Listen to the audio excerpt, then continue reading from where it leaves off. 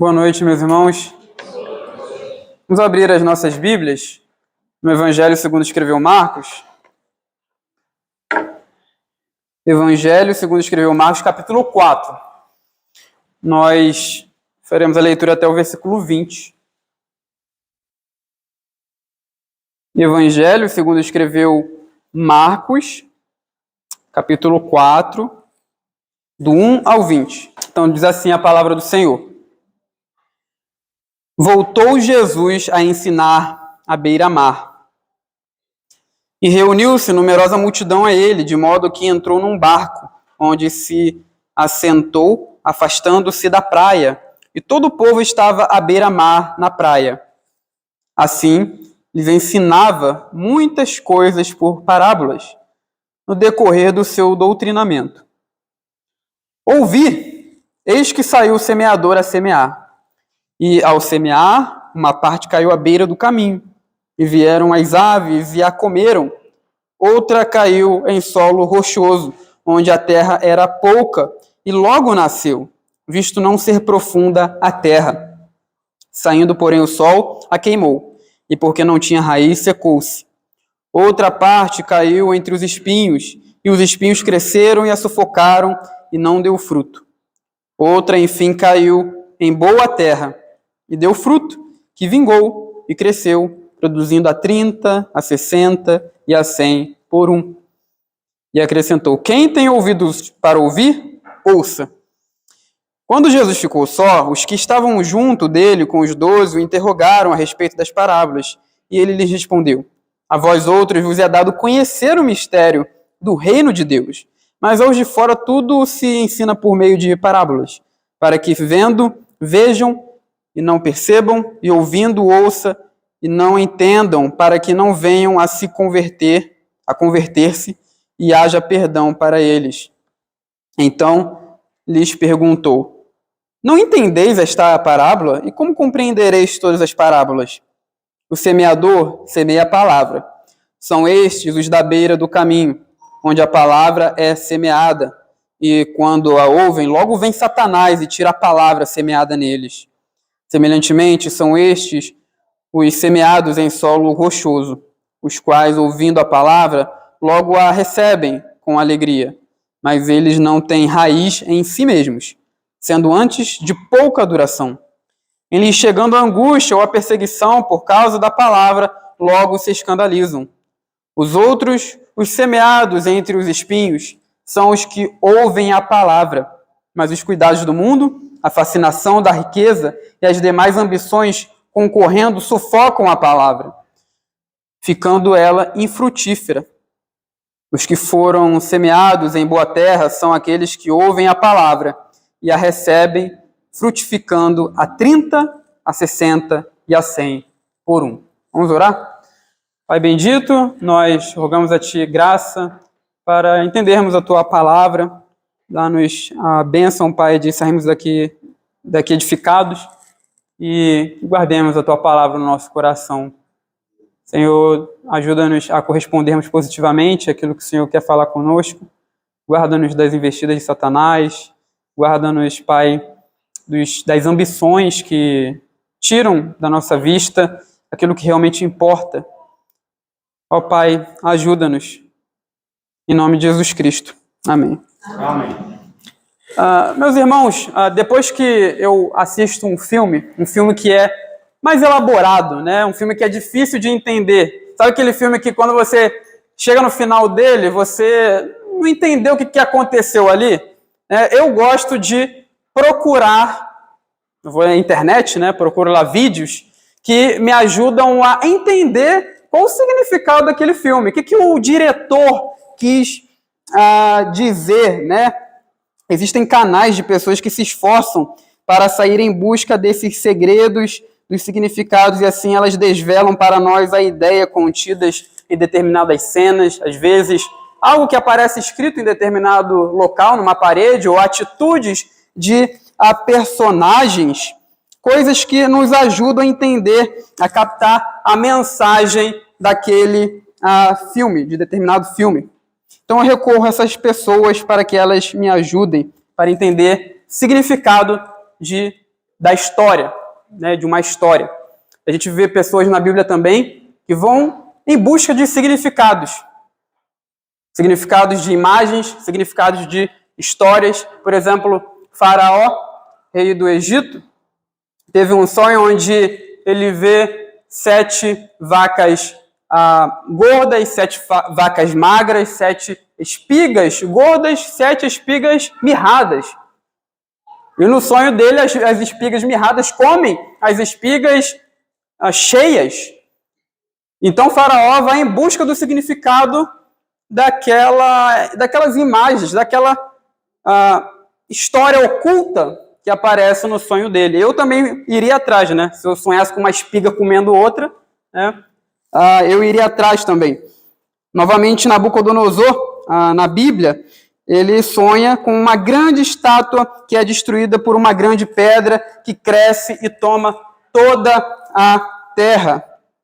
E tanto Nabucodonosor quanto o faraó não entenderam nada. Eles foram atrás daqueles que desvendavam os significados dos sonhos. Eles queriam saber o que estava por trás daquelas coisas. As parábolas de Jesus também nos falam de histórias que possuem um significado por trás delas. Meus irmãos, parábolas não foram inventadas por Jesus. Hoje a gente ouviu um sermão em uma parábola, né? Hoje é os sermões em parábolas. A gente vê que as parábolas não foram inventadas por Jesus. Na própria Bíblia existem parábolas no Antigo Testamento. Lembra quando o profeta Natan ele vai até a Davi para repreendê-lo pelo seu pecado? Ele começa a contar uma história que é uma parábola e aquelas personagens dentro daquela história têm um significado oculto por trás delas. E também Ezequiel 17, o profeta Ezequiel, lá no capítulo 17 do seu livro, ele conta uma parábola. Alguns judeus do primeiro século se utilizavam desse método de ensino para transmitir o conteúdo aos seus alunos. Mas aparentemente, meus irmãos, Jesus foi o que mais se utilizou de parábolas. Foi a pessoa que mais utilizou esse método para falar ao seu público. E a eles ele falou do reino de Deus usando comparações com a vida cotidiana do povo de sua época. E por falar em comparações, parábolas são isso. Hoje a gente viu, né, o que é uma parábola, né? Parábolas são comparações. Numa parábola se utiliza a imagem de coisas que são do nosso cotidiano, né, algo familiar, para falar de algo que não é familiar. É isso que Jesus faz. Ele usa imagens do cotidiano das pessoas, coisas familiares a elas, para falar de outras realidades do reino de Deus que não são tão familiares assim para o povo, o público de sua época. A sociedade, meus irmãos, em que Jesus viveu era, em sua maioria, camponesa, né?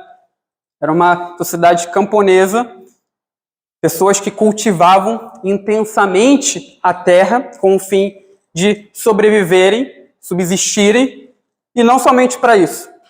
O povo da época, a sociedade da Palestina ali do primeiro século, tinha obrigações a cumprir com os governantes. Eles, além de plantarem e cultivarem intensamente a terra para sobreviverem, precisavam pagar seus impostos.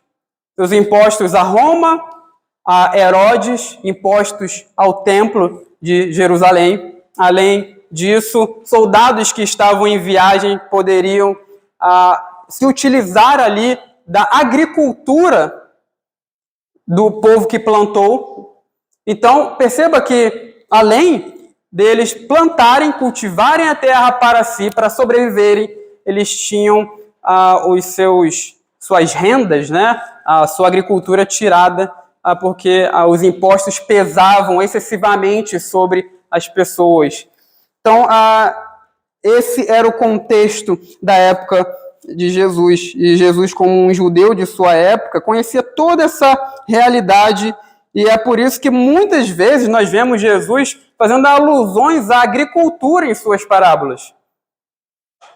E é isso que acontece aqui. A parábola do semeador fala de um contexto de agricultura, como vocês sabem muito bem. Perceba que Jesus volta a ensinar à beira-mar. Então ele entra ali num barco, se afasta da praia, porque era um método em que o som seria propagado, as pessoas conseguiriam ouvir Jesus melhor. Então ele começa a ensinar através de parábolas. E aí ele diz aí no versículo 3 e 4, né? Ouvi, eis que saiu um semeador a semear, e ao semear uma parte caiu à beira do caminho, e vieram as aves e a comeram. E Jesus continua e fala de outras sementes que caem em locais diferentes da terra. Uma cai pelo caminho, outra no solo rochoso e outra entre espinhos. Outra parte cai ainda em um bom solo. E perceba que a que cai à beira do caminho é devorada. As sementes são alimentos fazem parte, né, do cardápio dos pássaros que vivem na natureza. Então, quando alguém estivesse semeando o solo, se alguma semente caísse ali à beira do caminho, os pássaros viriam, né? Como na Palestina a semente era plantada após a semeadura, a semente que caísse na beira do campo, onde não seria ali arado, ficaria exposta para os pássaros. Então, esse é o fim da semente que cai à beira do caminho. Ela se torna alimento, melhor dizendo, para os pássaros. Mas Jesus continua a sua história. Ele fala de um outro terreno, onde a semente cai, que aparece aí no versículo 5 e 6. Outra cai, onde a rocha está próxima à superfície. E por causa disso, por haver uma rocha ali próxima à superfície, a semente ela não consegue colocar ali, fazer crescer as suas raízes. Não há a profundidade suficiente no solo para o bom crescimento dessa semente. Então, sem isso, ela logo seria destruída pelo sol. O sol queimaria a semente que crescesse nesse tipo de terreno. E é exatamente isso que acontece. Jesus fala aí que, vindo o sol, queima essa semente, e por não ter raiz, ela se seca. O solo não era profundo. Jesus continua a sua história. Versículo 7. Em contraste, a que caiu entre os espinhos e cresceu entre eles, não morreu. A que caiu entre os espinhos e cresceu entre eles, não morreu. Mas o que acontece com essa semente, né? Ela tem que competir ali com os espinhos, com as ervas daninhas. Então, esses espinhos a sufocam. Aqui não é a ideia de estrangular a planta ali que nasce, mas é a ideia de competição. Ela tem que competir por luz e por nutrientes. Então, ela até nasce, ela cresce, mas ela não dá nenhum grão. Perceba que há uma progressão nas 3 primeiras sementes. A primeira cai, ela nem nasce, né? Cai ali na beira do caminho, nem nasce. Logo vem os pássaros e comem. A segunda chega a nascer, mas o sol a queima. A terceira semente nasce, cresce, mas não dá fruto, não dá nenhum grão. Então perceba que é uma progressão do nada para o crescimento, mas sem fruto. Em contraste com todas essas 3 sementes que falharam, outras 3 sementes produzem grãos. No Vale Fértil do Jordão, ali os grãos que foram, as sementes, melhor dizendo, plantadas, produziriam bastante. Produziriam muito, né? Um agricultor poderia colher entre 10 e até 100 vezes mais do que ele plantou. Mas para a realidade da Galileia, onde Jesus conta essa parábola, é tudo diferente. Ali o solo não era tão fértil.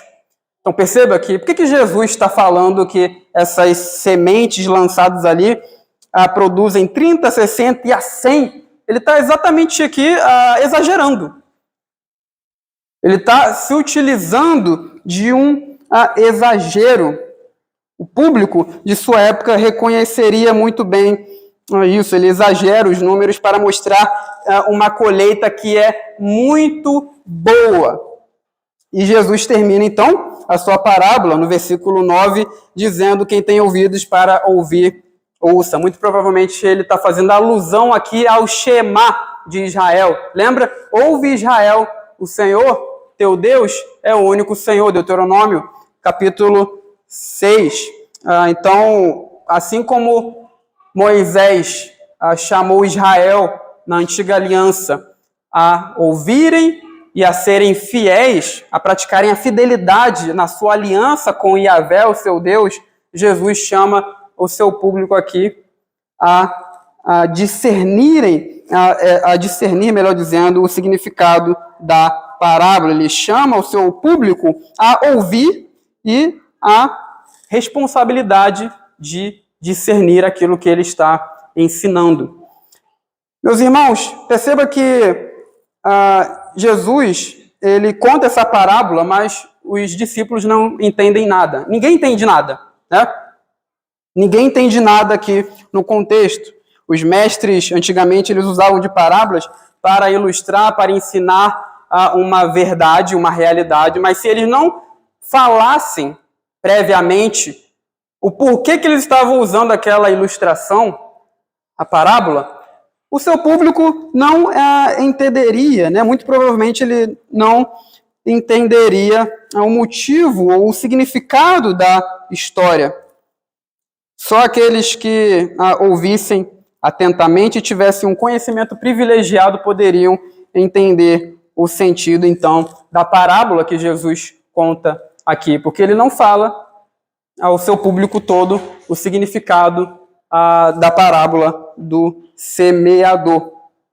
Então, perceba que, juntamente com os 12, aqueles que estavam ao redor de Jesus vão em busca do significado. O que Jesus quis dizer com o que ele conta aqui, com a história que ele contou aqui? Os 12, juntamente com aqueles que estavam ao redor, vão perguntar a Jesus para receber iluminação daquela história. Os 12 discípulos, vocês sabem muito bem quem são, né? Os 12 apóstolos do Senhor. E os outros, qual era o outro grupo? Porque aí no versículo 10 fala isso, né? Os que estavam junto dele, com os 12, o interrogaram. Quem eram esses que estavam junto do Senhor Jesus? No capítulo 3, no versículo 34 e 35, dá uma olhada aí na tua Bíblia. Capítulo 3, versículo 34 e 35, fala desse grupo. E correndo o olhar pelos que estavam assentados ao redor, ou seja, aqueles que estavam ali ao redor de Jesus, Jesus olha para eles e ele diz o seguinte: eis minha mãe e meus irmãos. Portanto, qualquer que fizer a vontade de Deus, esse é meu irmão, irmã e mãe.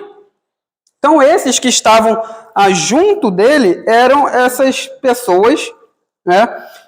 Que as pessoas que fazem a vontade de Deus e agora fazem parte da família de Jesus. Então, eles tinham os 12, esses estavam junto de Jesus, e existe um outro grupo ali ouvindo a parábola, que são chamados aqui como os de fora. Esse grupo não pertence ao grupo dos discípulos. Eles estão ali ouvindo, mas eles não são discípulos de Jesus, por conseguinte, eles não fazem a vontade de Deus e não fazem parte da sua família. Marcos nos diz, então, que Jesus explica a parábola, em particular aos seus discípulos, porque eles vêm a ele em busca de entendimento. E perceba, meus irmãos, que nesse trecho, Jesus ele afirma aí, a vós outros, no versículo 11, é dado a conhecer os mistérios do reino de Deus, mas aos de fora tudo se ensina por meio de parábolas, para que vendo, vejam e não percebam, e ouvindo, ouçam e não entendam, para que não venham a converter-se e haja perdão para eles. Meus irmãos, esse grupo dos de fora, como Jesus fala aqui, eles não entendem e eles não vão conhecer o significado da parábola. Não é porque Jesus está excluindo eles. Muito pelo contrário, Jesus está ensinando a todo mundo. Jesus não exclui esse grupo. Mas eles não vão receber o significado da parábola porque eles não vão em busca de Cristo.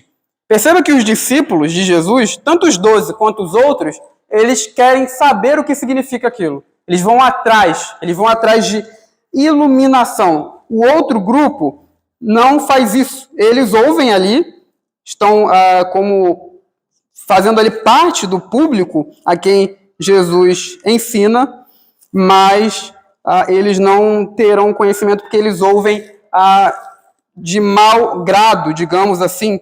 Eles não querem saber do significado da parábola. Então, Jesus não exclui eles, tá? Jesus não está excluindo esse grupo. Eles não sabem, eles não saberão das coisas do reino de Deus porque eles não vão em busca de Cristo. Portanto, nesses, o propósito das parábolas é mantê-los em seu estado de incredulidade. E aí nele se cumpre o que Jesus fala aqui. Perceba aí que no versículo 12, versículo de número 12, Jesus está citando a profecia, uma profecia que aparece lá no livro de Isaías, em Isaías capítulo 6, versículo 9 e 10, onde Deus fala do ministério de Isaías, do profeta, e fala que o ministério de Isaías era profetizar, mas ele iria profetizar e o povo iria ter um coração endurecido diante daquela profecia. Do chamado de Deus ao seu povo ao arrependimento. Eles ouviriam. Deus está mandando o profeta. Eles ouviriam, mas eles continuariam de coração duro. Aliás, a profecia de Isaías era para que aquele povo continuasse daquela maneira. Eles têm olhos, mas não veem. Eles têm ouvidos, mas não ouvem. Ou seja, eles estão vendo tudo isso, eles estão ouvindo tudo, mas espiritualmente eles estão cegos, eles estão surdos. Então, assim também, nesse contexto aqui, a profecia de Isaías se cumpre nesse público que não faz parte dos discípulos de Cristo. Eles não entenderão as coisas do reino de Deus e não mudarão suas mentes para aceitar o que Jesus diz. Então, Jesus, no versículo 14 a 20, nos fala do significado da sua parábola. Isso aqui é muito bom, né? Quando a gente vai pregar, e aí a gente tem a própria interpretação de Cristo do que ele falou, né? Porque interpretar a parábola não é fácil. Às vezes a gente se depara com determinadas parábolas que são terrivelmente difíceis de entender. Mas aqui, essa é uma das poucas parábolas que Jesus nos explicou.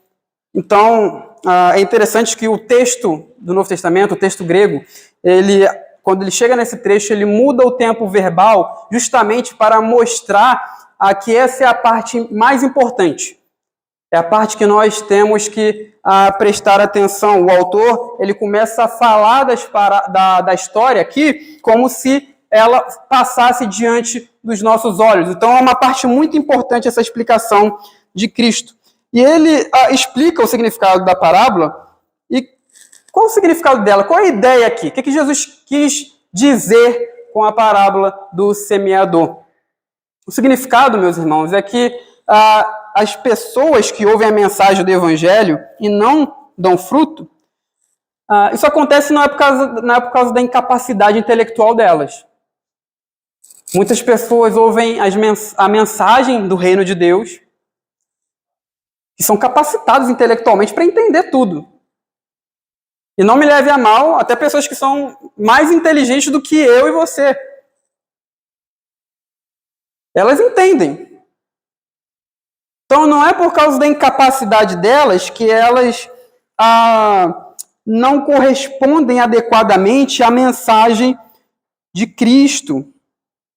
Não é por causa da incapacidade, da falta de inteligência, que faz com que elas ajam com desprezo a mensagem do reino dos céus, como Jesus mostra aqui no significado da parábola, são as forças das trevas, representadas por Satanás, a perseguição, o empobrecimento moral. É isso que Jesus nos diz aqui. Há uma batalha cósmica entre o bem e o mal, entre Satanás e seus demônios e o povo de Deus. Então, quando alguém ouve a mensagem do Evangelho e não corresponde, muito provavelmente é por causa de Satanás. Satanás, a perseguição, por causa das coisas que essa pessoa busca, o empobrecimento moral. Ela vê mais valor a outras coisas do que aos tesouros do reino dos céus, aos tesouros do reino de Deus. Então é por causa disso que pessoas não correspondem positivamente à mensagem de Cristo. O solo à beira do caminho serve para mostrar que Satanás é um perigoso inimigo para aqueles que ouvem o Evangelho com a indiferença. Essas pessoas ouvem a mensagem e ignoram, outros, além de ignorarem, agem com seu coração endurecido, são inimigos do Evangelho. A gente tem ilustrações disso no próprio texto bíblico.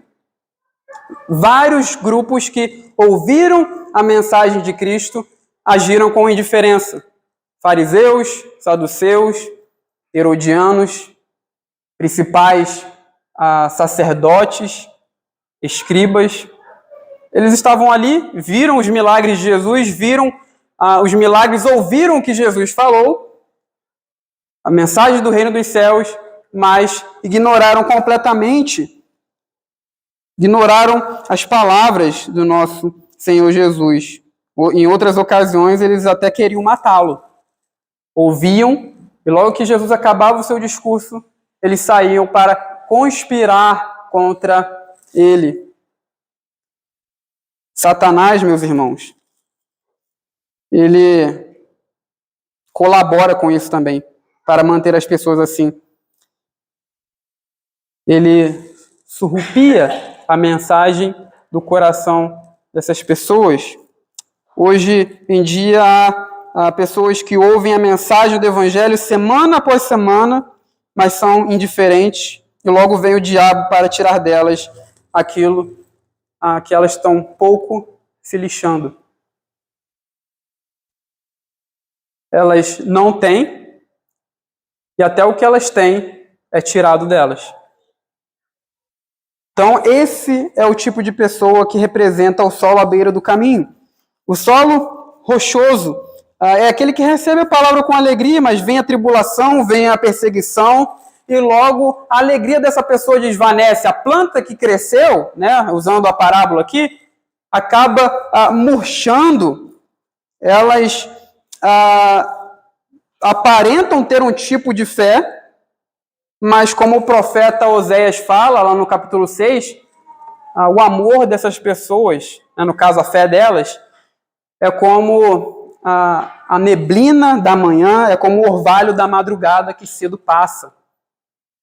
E é por isso que nós não devemos ficar tão entusiasmados quando vemos pessoas aceitarem, ouvirem a mensagem do reino dos céus com muito entusiasmo, né, com muita alegria. Porque pode vir depois a perseguição e essa pessoa abandonar. Na verdade, o que prova a verdadeira fé, a fé real como fé genuína, é a fornalha da aflição.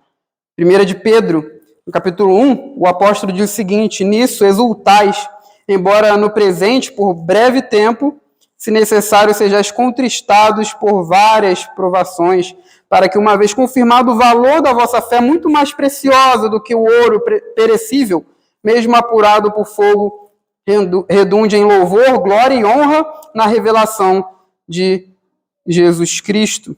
Então, meus irmãos, a fé genuína é a fé que persevera, que permanece quando ela é atribulada, perseguida, golpeada, quando essa fé sofre aflições, quando ela é vituperada. E, na verdade, essas coisas até fortalecem a verdadeira fé, né?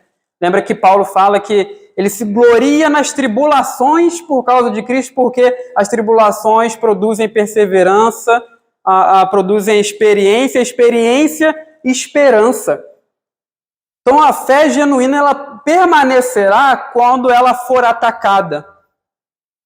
Os que se representam aqui o solo rochoso são exatamente o contrário. Aqueles que demonstram um certo tipo de fé, um certo tipo de entusiasmo, mas logo abandonam quando chegam as provações, eles abandonam a Cristo. E por fim, os espinhos sufocam aqueles que, e representam aí, né, o solo entre os espinhos, representam aqueles que são infrutíferos. Os espinhos sufocam essas pessoas. E o que são os espinhos? São as preocupações, os cuidados deste mundo, o desejo por riqueza, o desejo por status, o desejo por glória. E a nossa geração gosta muito disso, né? A gente vê aí as redes sociais, elas trazem exatamente esse contexto de tentação para as pessoas desejarem ficarem famosas, ter o status social elevado, ficarem muito ricas.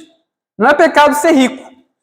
Não é pecado ser rico. O problema é quando a riqueza nos afasta do reino dos céus, a verdadeira riqueza. Então, esse tipo de pessoa tem a mensagem sufocada no seu coração. Nos evangelhos nós vemos isso ilustrado, por exemplo, na vida de Herodes, né? Herodes, ele fornece o exemplo de alguém que ouve a mensagem com alegria, mas não dá grão nenhum, não dá fruto nenhum. Lembra lá também do jovem rico, que foi atrás de Cristo, foi em busca de Cristo, e quando Cristo disse que ele tinha que deixar a riqueza dele, ele logo voltou atrás,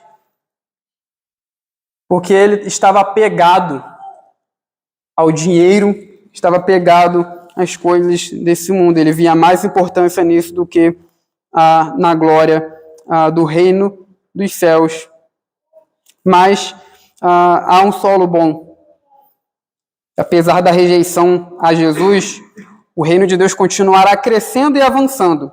Haverá pessoas que ouvirão a mensagem de Jesus e produzirão em abundância. Meus irmãos, o que essa parábola nos fala? O que essa parábola nos ensina? Eu gostaria de fazer 3 aplicações aqui, trazer 3 lições para nós sobre todo esse trecho. E a primeira lição, né? A primeira lição fala da tarefa de semear. A segunda lição fala sobre o ponto de vista do semeador. E a terceira lição fala da nossa responsabilidade ao ouvir a mensagem, a nossa responsabilidade que Jesus nos chama a ter como solos que devem frutificar. Então, a primeira lição fala da tarefa de semear. No contexto aqui da parábola, está claro que quem semeia a palavra é o próprio Senhor Jesus. Todavia, a tarefa de compartilhar da palavra, de levar a mensagem do reino dos céus, permanece ainda hoje. Nós temos esse dever, nós temos essa tarefa de falar do reino a outras pessoas, de semear campos. Devemos ir pelo mundo compartilhando essa mensagem. E há pessoas que acabam abandonando esse chamado de Cristo para elas. Todos nós temos essa responsabilidade, né? Claro que existem pessoas que têm um chamado específico para levar a mensagem do reino a determinados locais distantes, vão trabalhar como missionárias. Mas a tarefa de compartilhar do reino é de cada cristão. Nós devemos fazer isso. E, infelizmente, há crentes que abandonam o seu chamado, né, o chamado que Cristo delegou a elas para falar do reino dos céus. E há vários motivos, né? Há vários motivos. Às vezes é o medo de trazer problema para elas. Eu não vou falar do reino né, do reino dos céus na minha casa, porque vai trazer contenda. E vai mesmo, né? Se os teus parentes forem ímpios, é provável que traga. O próprio Jesus falou isso, né? Ele veio a fazer separação entre o pai, seu filho, entre a nora, a sogra. Os inimigos do homem serão os da sua própria casa. Então, é provável sim que a mensagem do reino traga problemas para você no seu lar, se só você for a pessoa que aceita a mensagem lá. No seu trabalho, às vezes é um medo de ser repreendido por alguém, pelo próprio chefe. Então, as pessoas acabam abandonando a tarefa, o dever de pregar sobre o reino de Deus por causa do medo de trazer problemas para elas. Outro motivo pelo qual as pessoas abandonam o seu dever de pregarem é a vergonha, né? Elas têm vergonha de Cristo. Elas têm vergonha de falar e Cristo veio e Cristo trouxe o reino de Deus e que um dia esse rei voltará. Elas têm medo, têm vergonha, e para os envergonhados, Cristo deixou bem claro que ele também se envergonhará quando vier na glória de seu Pai com os seus santos anjos. Falar da mensagem, meus irmãos, é a nossa missão. E quando a igreja se esquece disso, ela se esquece de uma ordem real, da ordem de um rei que está entronizado. Não nos esqueçamos da nossa responsabilidade, da nossa tarefa de falar do reino de Deus. A outra lição nos fala do ponto de vista do semeador. Enquanto a nossa tarefa é anunciar a mensagem, perceba que Deus nunca delegou nada a nós no que diz respeito ao resultado da pregação.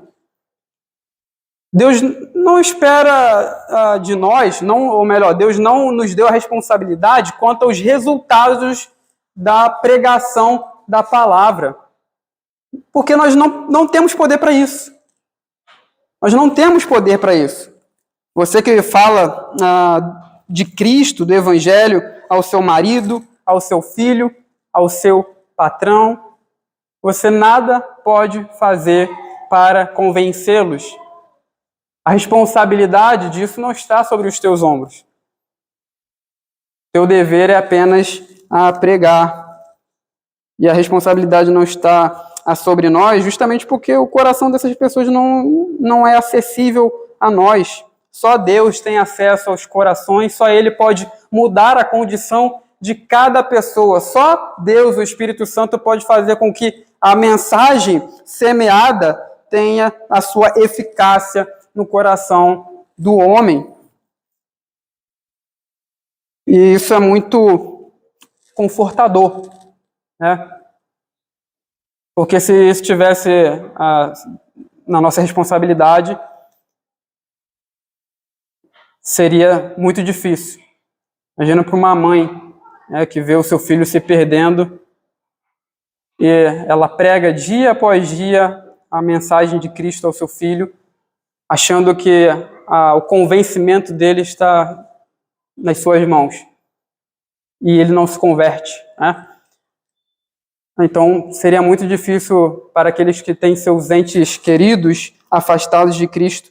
Mas confie no Senhor.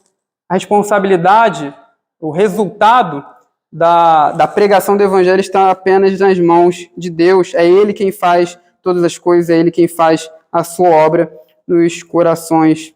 Essa é uma verdade individual e é também uma verdade para a nossa igreja local. Meus irmãos, graças a Deus, a nossa igreja tem pregado a palavra e tem chegado pessoas aqui, pessoas que querem de fato servir a Cristo, querem buscar a Deus. Até mesmo no momento em que o mundo estava em grande tribulação, né? Lembra na pandemia? Na pandemia, muitas igrejas perderam seus membros, tanto por causa da enfermidade, né, da própria pandemia, quanto por causa de alguns membros que não queriam voltar ao culto presencial. Eles ficaram afastados e não queriam voltar. Quando a igreja voltou a se reunir, a igreja também não recebeu pessoas, não recebeu membros. Então foi um período de escassez para algumas igrejas, mas graças a Deus, na nossa igreja, muitas pessoas chegaram aqui até mesmo na época da pandemia. Não é verdade? Essa verdade de que o resultado da pregação está nas mãos de Deus nos conforta também nesses momentos. Agora a gente está num período de fartura, digamos assim, mas pode chegar o dia em que haverá escassez. E aí o que a gente faz? A gente apenas confia em Deus. Apenas confiemos em Deus. E essa é uma verdade encorajadora para não desistirmos nesse momento. Nós devemos nos lembrar de imitar as palavras do Salmo 67. Seja Deus gracioso para conosco e nos abençoe, e faça resplandecer sobre nós o rosto, para que se conheça na terra o teu caminho e em todas as nações a sua salvação. Abençoe-nos, Deus, e todos os confins da terra te temerão. Nos períodos de escassez, nós apenas oramos ao Senhor e esperamos dele a bênção. E por fim, a nossa responsabilidade. Nós, como indivíduos, temos a responsabilidade pela maneira como nós nos comportamos diante da palavra, a mensagem do reino, como nós correspondemos a essa mensagem, se somos frutíferos ou se somos infrutíferos. Jesus, ele trouxe o seu plano, o seu programa, o seu programa ali do reino para Israel e para a humanidade, os planos de Deus para o mundo. Ele chamou Israel e depois a própria humanidade por meio dos apóstolos que ele enviou para que a humanidade aceite o seu plano redentor e para que a humanidade mude a sua mente, se adequando ao programa do reino que desce dos céus à terra. E de que maneira você tem reagido a essa mensagem? Você tem sido indiferente? Você tem ouvido a mensagem do reino dos céus, mas tem agido com indiferença, com dureza no coração? Acaba o estudo bíblico, acaba a mensagem, você vai para casa e pouco se lixa para o que foi falado. Como é que você tem agido? Você tem agido como alguém que até ouve com alegria, mas depois vem a perseguição e você começa a desanimar? Tem gente que vive entrando e saindo da igreja, né? Aqui não, graças a Deus, mas eu já vi igreja assim. Pessoa que entra, vem com alegria, com ânimo, entusiasmo, mas depois sai. Começa a aprovação e sai. Aí depois volta de novo. Aí, alegria, né? Já vi gente se batizar mais de 3 vezes, né? Porque fica nesse entra e sai. A gente não deve ser assim. Como é que você tem sido em relação a isso? Ou você tem sido aquela pessoa que vê mais tesouro nas riquezas, no status, na glória do mundo, nos prazeres transitórios do mundo, do que no reino dos céus? Cristo nos chama a ouvir, ele nos chama a responsabilidade, ele nos chama a produzirmos frutos. A colheita que interessa ao agricultor é aquela que produz frutos maduros. Então, que Deus nos dê a graça, meus irmãos, de sermos o tipo de discípulos que permanecem e produzem uma safra abundante. Amém.